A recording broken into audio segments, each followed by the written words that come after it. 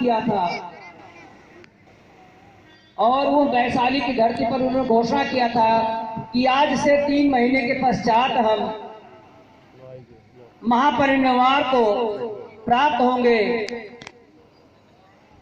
और उसके पश्चात सबसे पहले जो उन्होंने धम्म का उपदेश दिया था वो बनारस की धरती थी।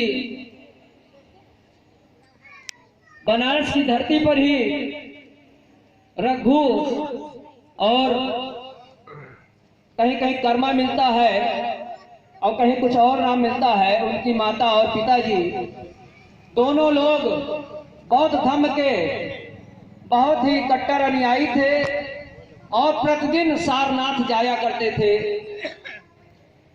और इन्हें कोई संतान नहीं थी, जिसकी वजह से बहुत परेशान थे।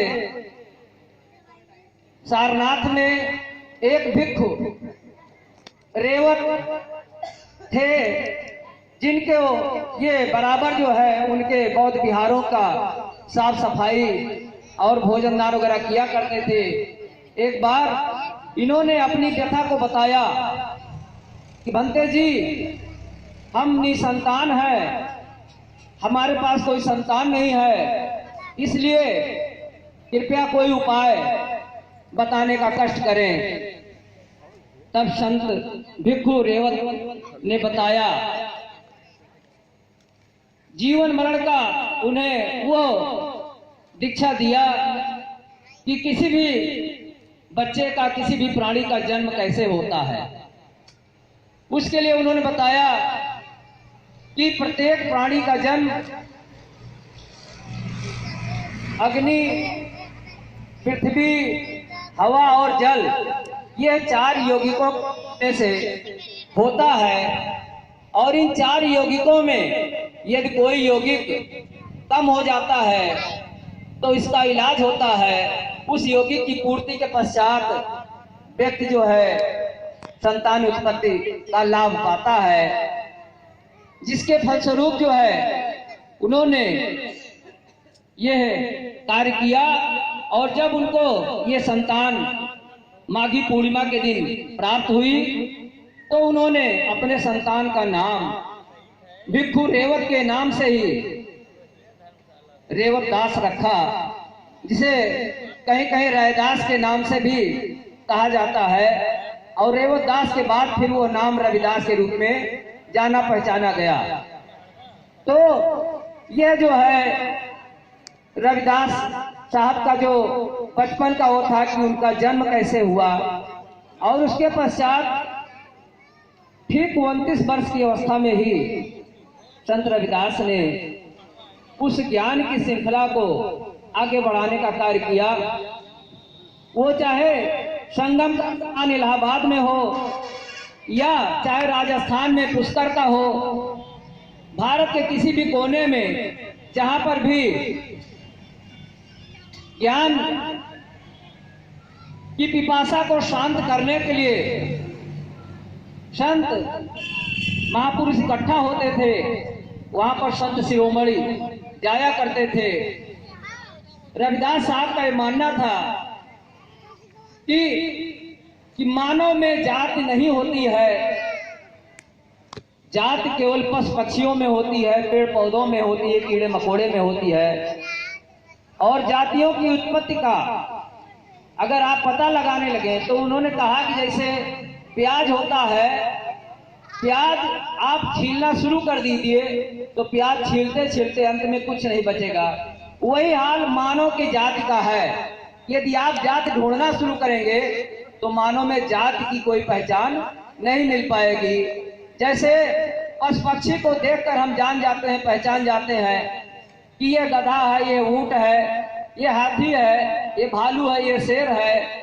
हाथी की टट्टी को भी देखकर हम पहचान जाते हैं, हाथी के पैर को देखकर पहचान जाते हैं। लेकिन मानव के शरीर को, मानव की टट्टी को, मानव के पैर के निशान को देखकर हम नहीं पहचान सकते हैं कि यह मानव किस जाति का है। इसलिए उन्होंने कहा मानव में कोई जाति नहीं होती है।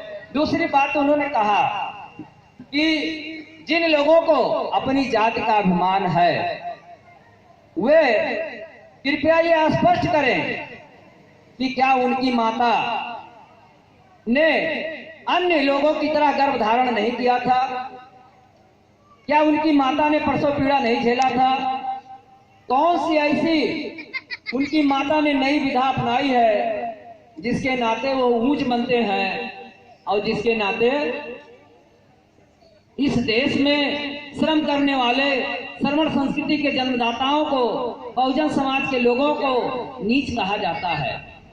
और इसी को तथागत बुद्ध ने भी कहा था कि जन्म से ना कोई ऊंच होता है और जन्म से ना कोई नीच होता है, कर्म से लोग ऊंच होते हैं और कर्म से ही नीच होते हैं। उसी बात को संत रविदास साहब ने भी कहा। तो रविदास साहब ने स्पष्ट शब्दों में ये बार बार बताते रहे और वो श्रमण संस्कृति के पुरोधा थे, सामाजिक परिवर्तन के महानायक थे। ऐसे सामाजिक परिवर्तन के महानायक जिन्होंने नारी और पुरुष में एक रूपता लाने का, समानता लाने का प्रयास किया। और बहुत से लोग कहते हैं कि शायद संत रविदास अशिक्षित थे, तो ऐसा नहीं था। संत रविदास शिक्षित थे और प्रशिक्षित भी थे। इसलिए उन्होंने उनके द्वारा लिखी गई जो वाणी गुरु ग्रंथ साहिब में उनकी वाणी को आज भी गाया जाता है, बड़े गर्व के साथ, बड़े सम्मान के साथ जाना जाता है। हमारे समाज के लोग कम जानते हैं, लेकिन वहां पर जो है पंजाबी धर्म, सिख धर्म के लोग जो है बड़े ही अदब के साथ जो है संत शिरोमणि रविदास साहब को जो है जानते और पहचानते हैं।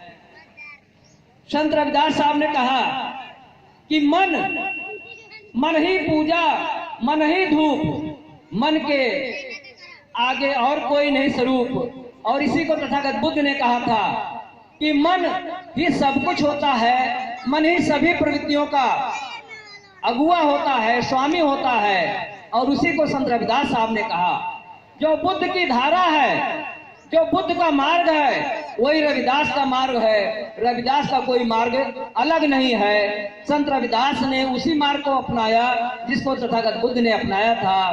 और उन्होंने हमेशा तथागत बुद्ध के मार्ग को, तथागत बुद्ध के दर्शन को ही आगे बढ़ाने का कार्य किया, लोगों को जन जन तक पहुंचाने का काम किया।